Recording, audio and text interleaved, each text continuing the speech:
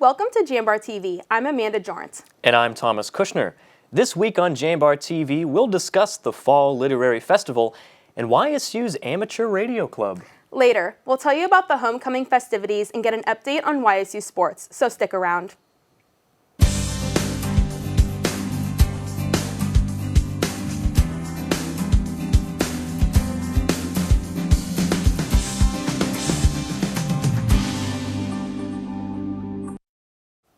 Students are reporting vehicle break-ins on the north side of campus. Reports started coming in after construction started for the new Cafaro field. Chief of YSU Police, Sean Varso, said 3 break-ins and 1 auto theft have been reported this semester. Varso has some tips for vehicle safety.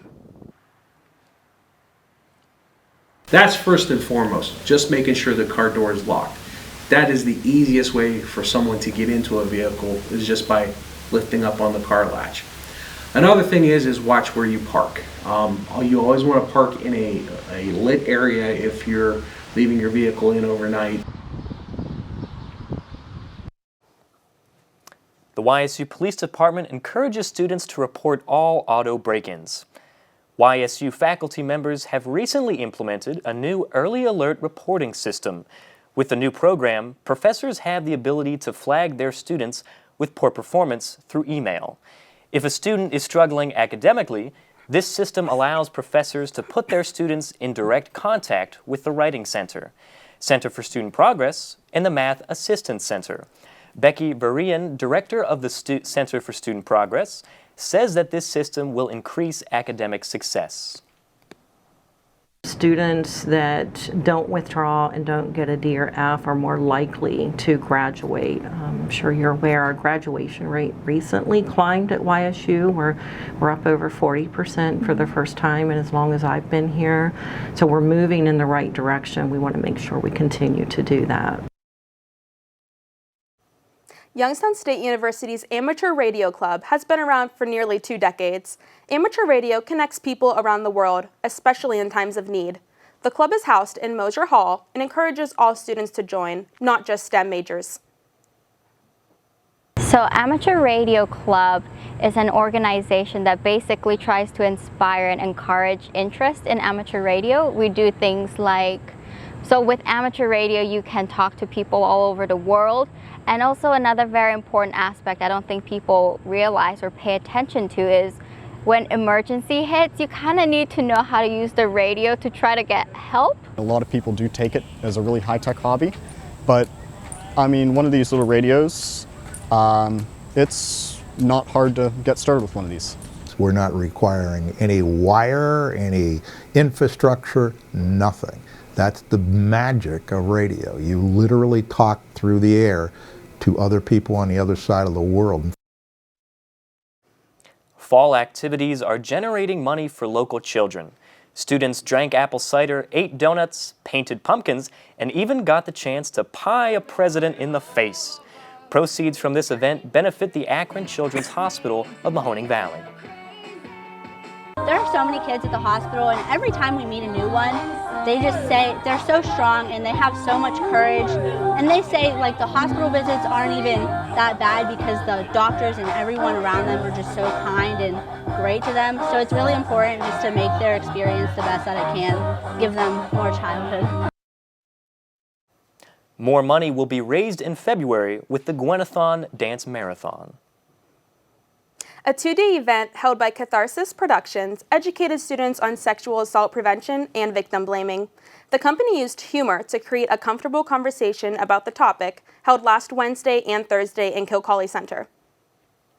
So we're here with a program, it's called Sex Signals, and we use humor, we use improv, we use a lot of conversation with the audience to really break down issues around sexual assault prevention. Absolutely. So we're talking about gender, we're talking about relationships, we're talking about often the silly and funny things that keep us from having these conversations. I feel like college students maybe might be more likely to be victims of it, and I feel like by allowing this discussion to happen that they would be more educated on it and it would prevent it from happening on our own campus.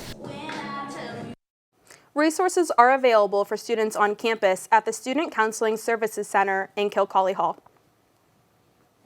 One student employee of the rec center has a positive attitude and gained campus-wide recognition. Jambar reporter Alyssa Weston has more on the story. Jeffrey Logan works for the Youngstown State University Rec Center through the TOPS program and will get a certificate upon the program's completion in physical fitness. TOPS supports young adults with intellectual disabilities who wish to participate in college, career, and community learning experiences. The program aims to prepare participants for independent living and competitive employment. Logan, who has Down syndrome, says he can do anything his peers can do and told JambarTV that YSU was his dream school. Well, actually, this was my dream come true. I wanted to come here for a while.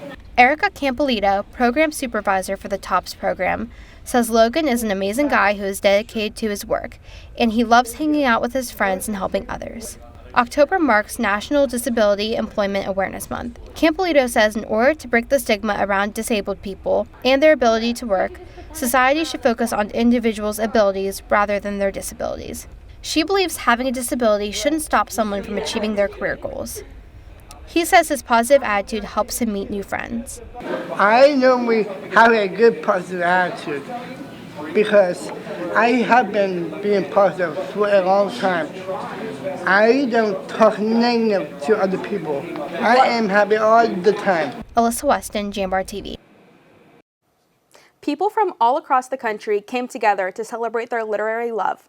60 presenters conducted readings and workshops for over 250 people. The theme for this year's festival was cultural identity. The keynote speaker was George Ella Lyon, known for her famous poem, Where I'm From. Cushwa Hall is continuing its promotion of domestic violence awareness. The Remember Me exhibit includes cardboard cutouts of silhouettes with information on warning signs. The exhibit will be on display until tomorrow. Youngstown State University celebrates its 79th annual homecoming with the theme All the Penguins. Festivities include the new tricycle races, as well as campus-wide traditions like the annual parade, football game, and the crowning of the King and Queen. 12 homecoming events will be held today and tomorrow. Some of the highlights include silent disco and trivia night. Students also have a chance to win prizes if they attend programs and use the YSU app to scan QR codes to check in. Winners will be selected at random and contacted through a phone call or email. The first fall break at YSU is coming up this Monday and Tuesday on October 14th and 15th. The 4-day weekend aims to give students and staff a break mid-semester. The idea came to life in the fall of 2017 and was officially set into motion in spring of 2018 through a collaboration between the Student Government Association and the Academic Senate. Up next, executive producer Alyssa Weston will be sitting down with First Ward Councilman Julius Oliver to discuss Nonviolence Week in Youngstown, so stay with us.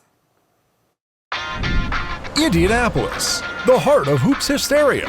And beginning in March, the home of the Horizon League Men's and Women's Basketball Championships. 8 teams look to reach the horizon and punch their ticket to the NCAA tournament at the Indiana Farmers Coliseum.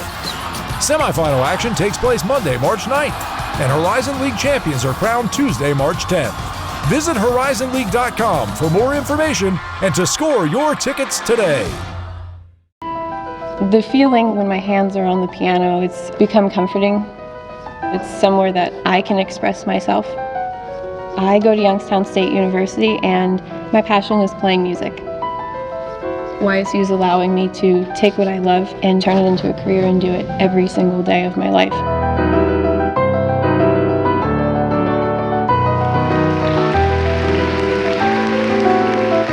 I'm Alyssa and I'm YN proud. You're not waiting to see what the world has in store for you. It's more about what you have in store for the world. All you need is the opportunity. All you need are the resources of a large university and the advantages of a personalized academic setting where you can experience new worlds in the arts and sciences, business, and education and make them your own. We are where you shape your future. We are Youngstown State University and proud.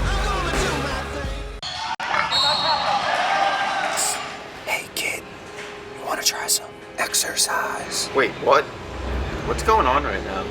Yeah, man, exercise. I don't know. I don't know if I should even be talking to you right now. it's got lots of benefits. Okay. The benefits of exercise include increased levels of energy, higher quality of sleep, better muscle and bone strength, improved memory, and clearer skin.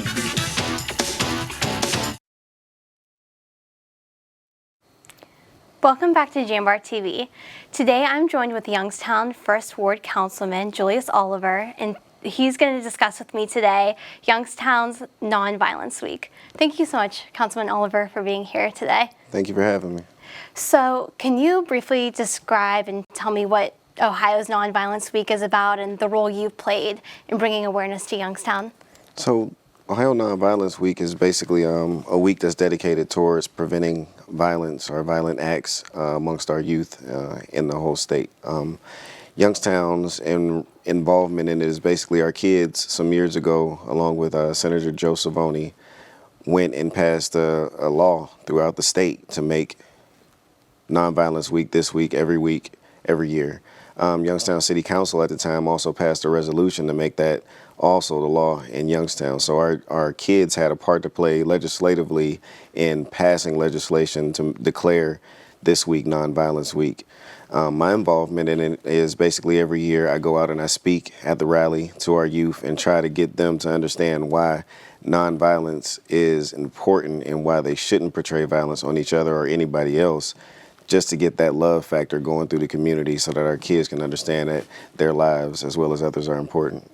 Can you tell me about any of the events throughout the week for Nonviolence Week? Oh man, we've had events all week long. I actually just came from an event at East High School. Earlier we were at Youngstown Early College. A young man by the name of Kendrell Jackson was speaking. Kendrell made history because he was sentenced to life without parole at the age of 14 years old. Basically at the time he was just standing outside of a video store while his cousin and his friend was robbing it. He wasn't being a lookout. He have anything to do with the crime, but he was just standing there because he didn't want to be involved in it. His cousin ended up killing the store clerk, or his friend ended up killing the store clerk. I'm sorry. And they all got sentenced at the age of 14 to life without parole. His case basically got picked up by a nonprofit, got taken all the way to the Supreme Court, and they changed the law forever. So now you can't convict a minor as an adult to life without parole ever again in the United States. So that young man was speaking to our kids at Youngstown Early College and all over the city, basically, and he's telling kids basically about choices. You know, choices that you have that lead to violent crimes when you could make choices that prevent violent crimes and how they affect your life going forward. So I appreciate him for that, and I appreciate Nonviolence Week and Sojourn to the Past with Penny Wells for making it happen.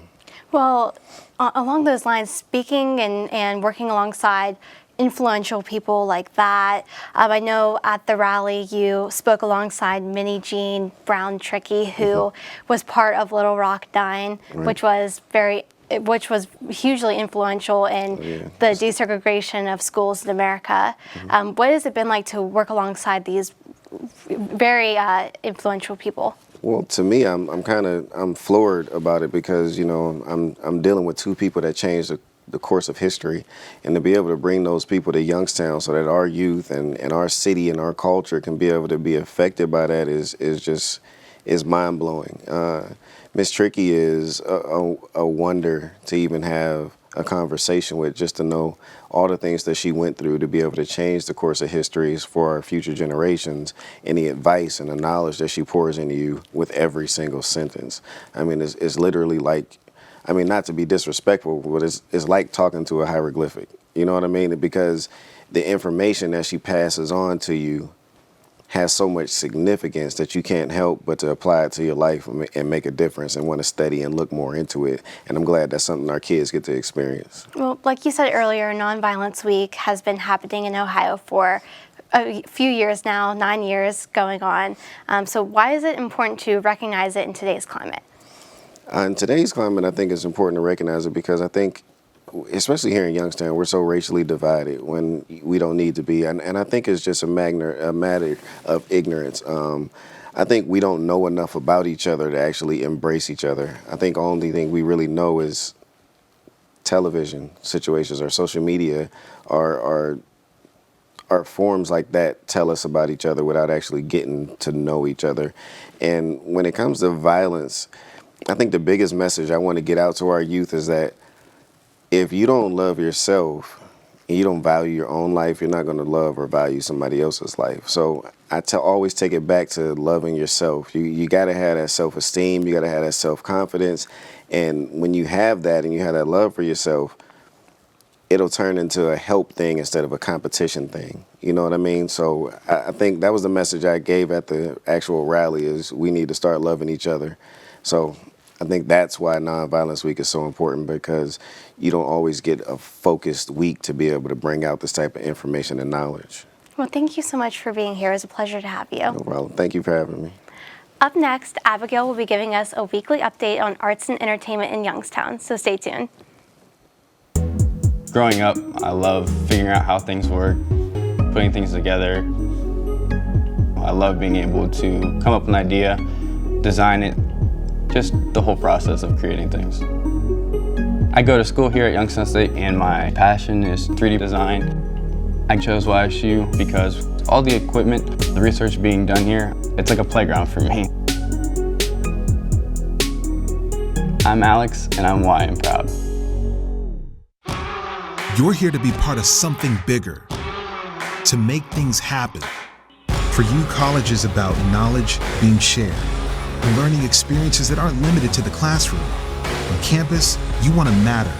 It's about engaging every day, building relationships with students, with mentors, with the community, in the heart of a reinvented city. We are that something bigger.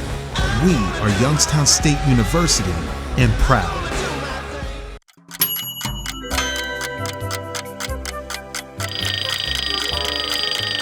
Hello, I'm Francine Hazy from Penguin Productions, and I'm here with this week's Student Activities Minute. On Wednesday, October 23rd from 5:30 to 7:30, we have the Defamation Experience in the Chestnut Room, which is in Kokali Center. This event is free and open to YSU students. The Defamation Experience is a courtroom drama that covers those highly charged issues such as race, religion, class, and gender. Sunday, October 27th from 5 to 7 p.m. we have a bowling night at Westside Bowl. This event is free and includes bowling, pizza, and drinks all on us. You can sign up to reserve your ticket at the Student Activities office. We also have Financial Aid Awareness Week going on from Monday, October 21st through Thursday, October 24th from 10 a.m. until 2 p.m. each of those days. So you can stop by to learn more about your financial wellness on the pedestrian bridge near the Meshel Hall entrance. Welcome back to JambarTV. I'm Abigail Cloutier. A Season 7 finalist on The Voice, Blessing Offer, shared his music and inspirational story at the 4th Annual Eyeball of Mahoning Valley, hosted by Sight for All United. Jambar reporter Francis Claus has more.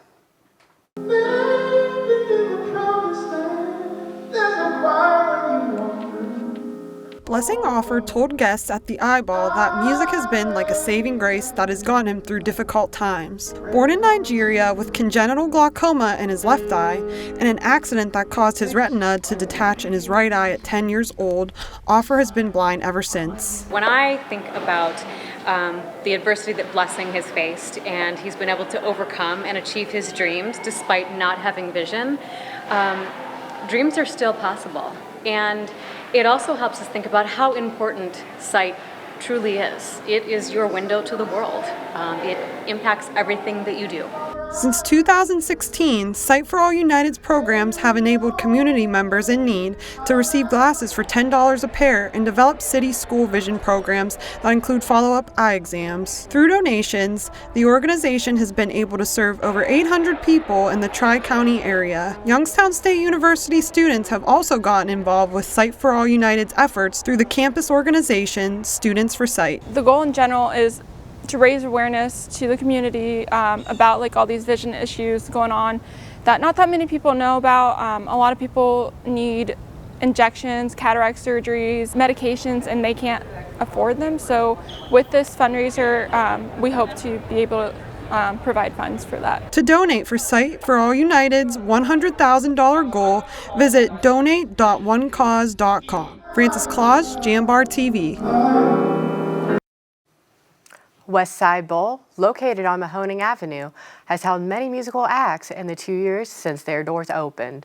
With 2 stages, bowling alleys, food, and a full bar, West Side Bowl aspires to put a large impact on Youngstown's local music scene. Other venues in Youngstown are normally just like bars. Yeah. So it actually feels like a real venue. Yeah, it's cool because like the people that come there are there to see the show. Yeah. We never had any intention of buying a bowling alley. The whole plan was to do, strictly speaking, a music venue. Sort of what we wanted to emulate was what you see like at the Beachland Ballroom, a place that had 2 rooms, a small one that could hold 100 or 150 people, a large one that could hold about 500. After the break, Brandon and Dom will be giving us an update on YSU athletics, so keep watching. It's always out there. The horizon. A reminder that our greatest goals are rarely attained. And as soon as you reach one, another emerges. But every day we rise and work harder, dig deeper, ask one more question, take one more shot in relentless pursuit of our horizon.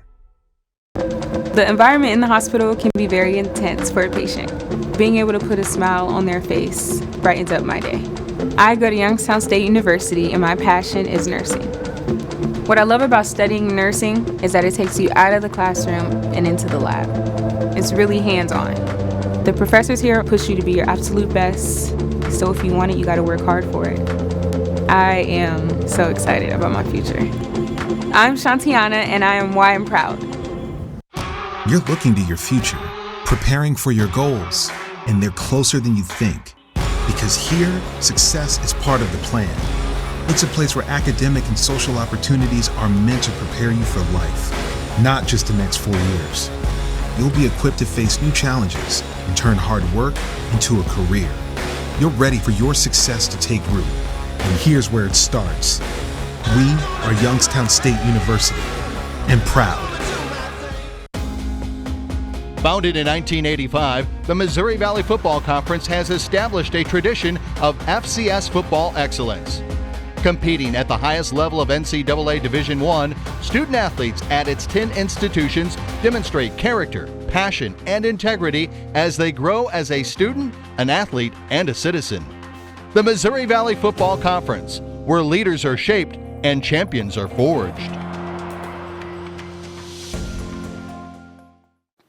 Welcome back to Jambar TV. I'm Dom Joseph. And I'm Brandon Terlecki. The Youngstown State football team returns home to face off against third-ranked South Dakota State. The Gwens started off the season 4-0 for the first time since 2012 and suffered their first setback this past Saturday, falling to UNI at the Unidome. The Jackrabbits dominated YSU last season with a score of 36-7. South Dakota State leads the overall series of the Penguins 13-7. And now the conference play has kicked off, and despite only having 1 loss on the schedule so far, the sense of urgency is still high.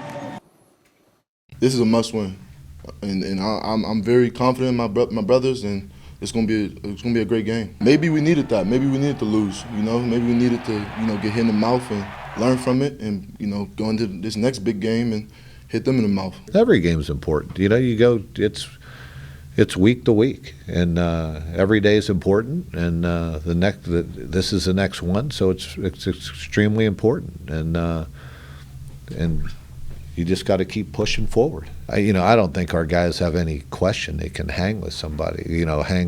Heck, we're a good football team, but you got it to be, to be really what's good, especially on the road. You got to be consistent. You can't have brain lapses and where you just hand certain things to them on a silver platter. You got to, when it comes to make a play, you got to make a play. Kickoff for the homecoming tilt is set for 6 p.m. tomorrow at the Ice Castle. Yeah, it's certainly going to be a good game, Brandon. Last week, Jambar sports reporter Nathaniel Hawthorne sat down with Youngstown State alum and Super Bowl winning kicker for the St. Louis Rams, Jeff Wilkins. Here's the second part of the interview, and if you missed the first part, you can see the full interview on the YouTube channel, JambarTV by the Jambar. In '94, you went undrafted, and then you went on to play in probably the best Super Bowl that there ever was or ever will be, except for maybe a couple years ago. But that's besides the point. The greatest show on turf is probably the most iconic Super Bowl. And on that team was another 94 undraftee, Kurt Warner. So could you talk us through what it was like to go from an undrafted to winning a Super Bowl, especially with someone else who was there as well? For myself, a lot of the kickers go undrafted, so it wasn't as big a deal as it was for, say, a Kurt Warner. I mean, to come in, he played arena football, was, the big story of bagging groceries in the day, to being a now Hall of Famer, Super Bowl winning quarterback. And it's just one of those where he took advantage. He always had the smarts, but he just never had the right opportunity. Was given the opportunity, Vermeil backed him, and next thing you know, we're winning games like crazy and ahead of the Super Bowl. As a small town kid playing in a Super Bowl, what were your emotions like going through that? I mean, leading into it, it was amazing. It's one of those first few years we struggled. So it was always like, all right, you're in the pros, but you're struggling. Then we make that turn. Kurt comes in. We start making this run, and then you start thinking, okay, playoffs. We start winning the playoffs. Next thing you know, it's Super Bowl, and that transition, at that point, we didn't have the 2 weeks. We went straight from the NFC Championship to the Super Bowl. And how fast it goes, and then all of a sudden you're in front of, it goes from 30 or 40 cameras after a game to hundreds of cameras, and all the interviews and all the trying to get everything with your family and friends to get. It's just a crazy experience. But then once the game starts, after the first series, it's just a game. After you run out and you see the camera flashes like crazy, probably more than ever. Then the game starts, you settle down, and then it's just a game, and you're going out there and doing what you've done throughout the whole year. When it's over, at that point, it was more like a relief. We did it. It's now after you're done playing when you can sit back. If you talk to many that when they're playing, they don't think about it, because you're always thinking about how can I get better, how can I improve, what's next, coaches and players. And so when it happened, it's like, okay, now how are we going to get back there? It's more when you retire and you can sit back and think, wow, I'll sit there. Was I really in 2 Super Bowls? We won a Super Bowl. The second Super Bowl was a great Super Bowl that I got beat by a kicker, Adam Vinatieri. And you sit there and you think, did I really do that for 14 years? And now it's when you sit that back, you really appreciate it and things you were able to accomplish as a team. Now, switching back to college, you're in the Youngstown State Hall of Fame. What does that mean to you? It means a lot, because obviously, again, being from this area and playing on some great teams with some great players, and then being recognized for some achievements, it's obviously, as an athlete, as a competitor, that's what you want to do. You want to see how good you can get, what levels you can reach. So I think it's just a blessing. And again, now I sit back and think about it, and I go to the YSU games and relive all those memories from those days. It means a lot.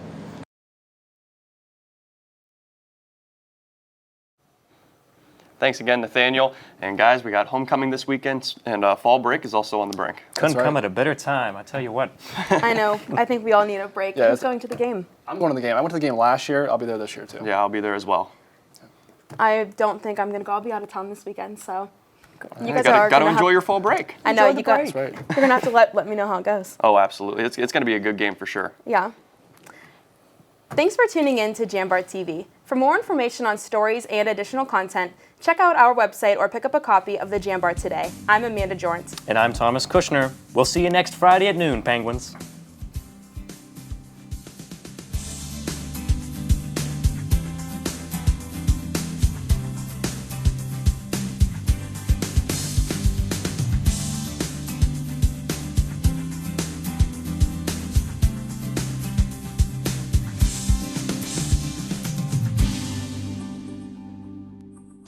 NCAA Division I FCS football is a game of perseverance, integrity, passion, character, and sportsmanship. As he works to honor the game, every FCS student-athlete grows in his responsibilities as a student and as a member of his campus and community. Dedicated to personal growth and success in the classroom, the NCAA Division I FCS, every down, every day.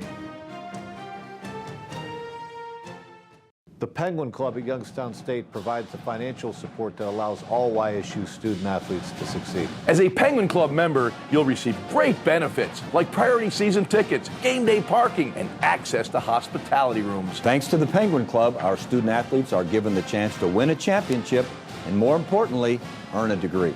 To join the Penguin Club, call 330-941-1YSU or go to ysusports.com for more information.